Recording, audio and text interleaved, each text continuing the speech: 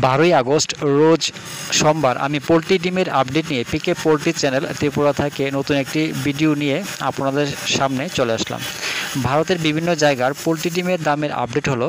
প্রথমে ত্রিপুরা, প্রতি 100টি ডিমের দাম 600 টাকা, যা কালকের থেকে 15 টাকা বেশি।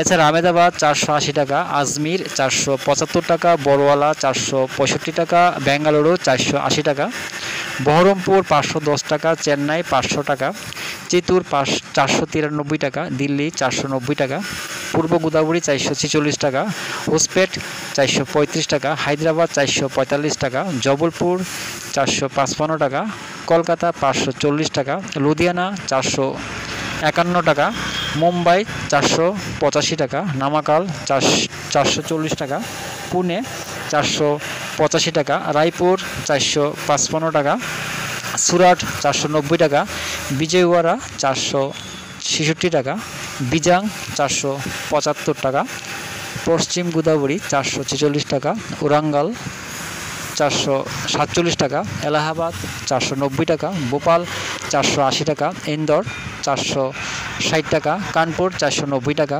লখনৌ 523 টাকা, মুজাফরপুর 525 টাকা, নাগপুর 440 টাকা, পাটনা 525 টাকা, রাঁচি 500 টাকা, বারাণসী 500 টাকা, অরুণাচল 580 টাকা, আসাম 580 টাকা, নাগাল্যান্ড 600 টাকা, মণিপুর 600 টাকা, মিজোরাম 600 টাকা, মেঘালয়া 600 টাকা, জম্মু 487 টাকা, বর্ধমান 560 টাকা, শিলিগুড়ি 535 টাকা, প্রয়াগরাজ 490 টাকা, ঔরঙ্গাবাদ 460 টাকা, গোয়ালিয়র 480 টাকা, নদিয়া 490 টাকা, আগ্রা 485 টাকা।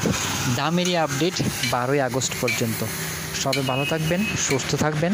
দেখা হচ্ছে পরবর্তী ভিডিওতে।